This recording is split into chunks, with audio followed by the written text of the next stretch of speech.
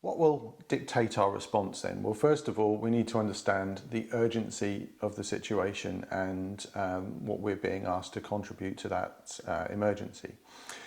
We need to understand the risks to people and animals, and we need to think about the skill sets that are required to operate in that environment.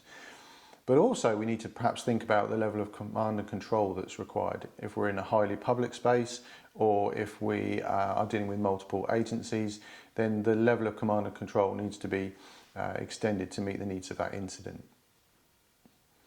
And in interpreting the incident, we can start to understand the roles and responsibilities of ourselves as Fire and Rescue Service and the other agencies or specialist skills that are required to help us to resolve an incident. And we talk about the 6 R's of intervention. Now, the first one is responsibility. We expect emergency services to think about the risks in their community and to prepare effectively to manage those foreseeable risks. And when it comes to animals, we might want to consider site-specific risk information for animal housing, and also we might need to have operational plans in place for those more significant risks.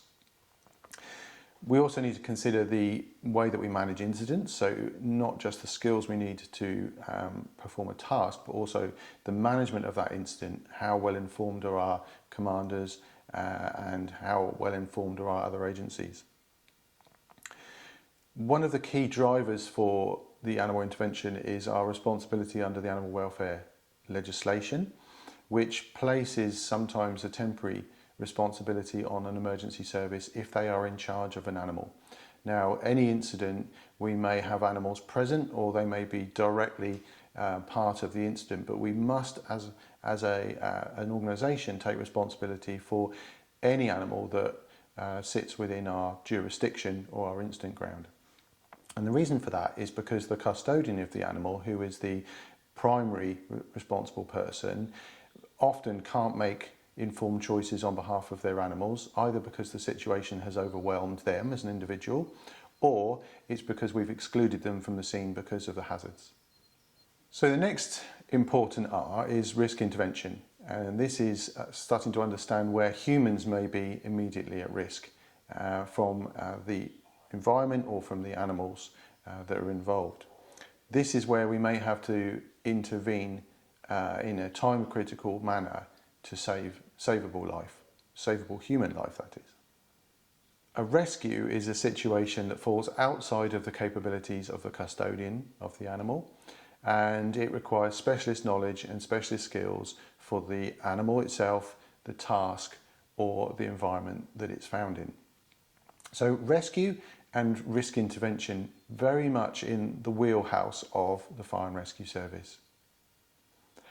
Relocation can mean a variety of different things. It may mean that we want to move an animal from a place of danger to a place of safety. So, for instance, in a farm fire or a flood, for instance. But it may also talk about taking animals from an incident, maybe, for instance, a cattle transporter that's gone over. The Fire and Rescue Service have carried out a rescue, and then we've contained those animals and they need to be relocated to somewhere else. Now, it doesn't always mean that we need to be the ones that relocate those animals, but what we do need to make sure is that we've got the right skills and we've got a pre-planned route for those animals to go or method of transport, and we can secure that as part of our tactical plan. Resuscitation covers the whole subject area of pre-veterinary care at an incident, and also the need to ensure that animals are able to receive definitive veterinary care as soon as possible. Now, we already improvise our human medical skills to deal with animals. What's important is that we have the right protocols and guidance to ensure that we're not doing anything that is harmful, and that we are using what we would normally consider as a prompt, like trauma guides, to help us with the animal component. Those trauma cards are in development at the moment with support from the Royal College of Veterinary Surgeons, who are very keen to help us in this work. And finally, recovery. Now, recovery in a global sense, when we're talking about disasters, might mean the recovery of a community or a society to a major event. In this context, we're talking about recovery of deceased animals. And there may be occasions where we might assist with the recovery of a deceased animal, particularly if it's posing an environmental risk, such as something that's still in a watercourse after it's died. So we need to be mindful about what we're being asked to do and make sure that we've got a rationale for taking action. But it is something that we do need to consider. Deceased animals come with other issues such as biohazards. We need to think about our hygiene and our decontamination.